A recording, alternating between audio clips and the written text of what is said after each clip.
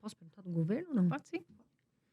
Agora, essa questão que a gente tá falando muito também, assim, o pessoal briga muito por causa de política, né? Ah, esse governo eu vou poder gastar, esse governo eu não vou. O que você tá achando do governo atual? Então, o governo atual, ele já pegou a casa organizada. Eu não acho, como as pessoas falam, que pegou o Brasil quebrado, destruído. Não acho. Eu acho que tinha muitas coisas que estavam dando certo, que fizeram com que o país andasse, economicamente falando, mesmo a gente tendo passado por todo aquele problema sanitário, né, que atingiu todo mundo. Eu acho que ele pegou o governo, a casa arrumada, e o Brasil continua andando. Logo, quando o novo governo assumiu, teve a questão de não querer usar, né, o teto de gasto, aquela coisa toda. Depois, a gente passou um tempo, acho que uns 30 dias, não foi sem nada, nem ia usar o teto de gasto, nem ia usar nada. Depois veio esse arcabouço fiscal, que deu uma aliviada nos ânimos. Tem pontos positivos, tem pontos negativos. Um dos pontos positivos é que, de alguma forma, vai limitar o gasto exagerado do governo, né? Eu preferia o teto de gastos, acho que era mais rígido, assim, nessa questão de gastos, gastar com muita besteira.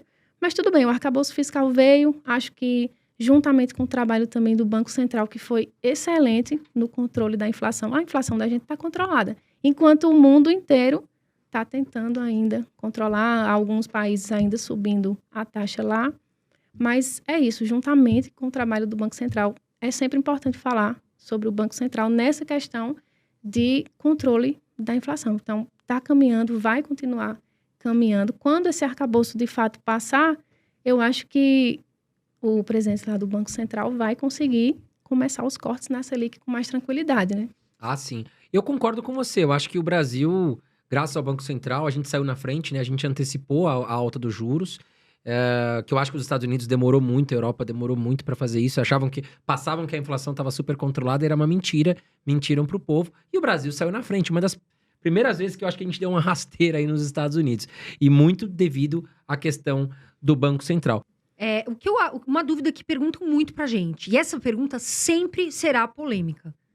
Morar de aluguel, você mora de aluguel, e você acha que vale mais a pena morar de aluguel ou ter o imóvel próprio?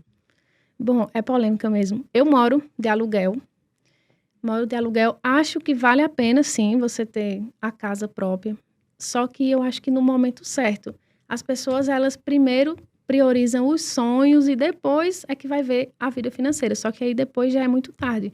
Então, a minha sugestão é que priorize a liberdade financeira e depois conquiste os seus sonhos. Eu acho que é mais correto ir por esse caminho, né? Então, eu sou contra pessoas que não têm liberdade financeira comprar casa, financiar casa. Eu acho que é terrível para a situação financeira delas. É E um às sonho. vezes até aquela casa que é de 300 mil reais, vamos falar, às vezes dependendo do financiamento vai chegar em 1 milhão e pouco, ou seja, tá pagando 3 casas, dependendo aí da taxa de juros que se encontra, né? Então, eu acho que a gente tem que tomar cuidado. Agora, você acha que vale a pena entrar em financiamento para comprar uma casa própria ou quando compensa entrar, por exemplo? Eu acho que não compensa entrar em financiamento para comprar uma casa. Por exemplo, consegui juntar aí um patrimônio de 200 mil. Qualquer pessoa, a maioria das pessoas, né, pegariam esse dinheiro e comprariam uma casa. Eu já acho também que não vale a pena, porque eu estou recebendo dividendos, estou recebendo renda passiva.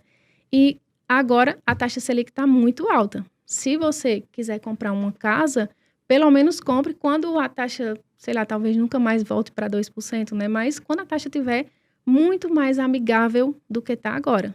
Só que a minha sugestão é não vale a pena entrar em financiamento para imóvel. Quer outro erro? Vejo muito esse erro, antecipar sonhos. Ah, Carol, mas isso é o básico. Não, não é o básico, tem gente aqui que erra e erra feio. Não dá pra ter todos os sonhos de uma vez. Ah, eu quero casar, eu quero a lua de mel, eu quero ter um filho, eu quero comprar um imóvel, um carro.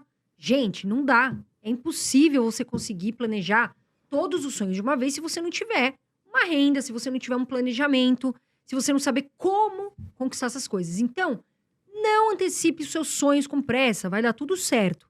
Se você se organizar, você vai ter a sua casa. Depois de um tempo, poxa, agora eu acho que dá, né? Pra casar, pra fazer a minha lua de mel.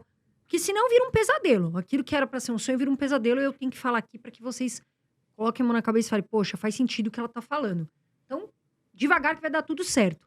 Agora, Sem contar, só para fechar isso do financiamento, também, sem contar que nossos pais, né, eles influenciam, eles têm aquela cultura antiga de imóvel e tal, você tem que comprar a sua casa, então influenciam que a gente faça isso. Aí, você falou em casamento e tal, planejar, as pessoas às vezes se casam ali com 20, 22 anos, aí já pensa, vou comprar uma casa, financiar em 30, sei lá, vários anos aí, né?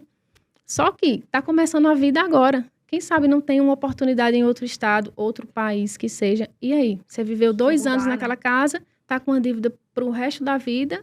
Então, tem isso também, além de toda a outra questão financeira. exatamente. E não é fácil alugar, às vezes, o imóvel. Mas eu compro e alugo, só que de repente pode ser um lugar que não é favorável. A gente tá falando isso aqui porque a gente tem uma casa, nossa mãe tá tentando vender, é uma casa que tá vendo há um bom tempo, né? Assim, não tá tendo muita procura. Então tem que pensar o quê? Nas despesas. Porque não é só ter a sua casa, você tem despesas também. Se ficar parada, a despesa é sua. Então tem que ter muito cuidado com isso. E é Agora, legal que a gente vai entrar em investimentos. isso Você tá que eu ia falar, falando eu de ia perguntar isso liquidez, agora. fundos imobiliários, por exemplo, tem muito mais liquidez, né? Eitonilda, qual é o perfil de investidora da Eitonilda? Como é que você investe? Você falou que saiu de uma dívida de 150 mil para um patrimônio de 200 mil. Daí, como é que você está investindo esse dinheiro hoje? Então, eu fiz um vídeo que era... Comecei com 150, né? E hoje tenho 100 mil. Depois eu vou atualizar ele. A thumb daí, ó. Comecei com 150 e hoje tenho 200 mil. Esse patrimônio eu invisto de forma... Eu acho que mais segura.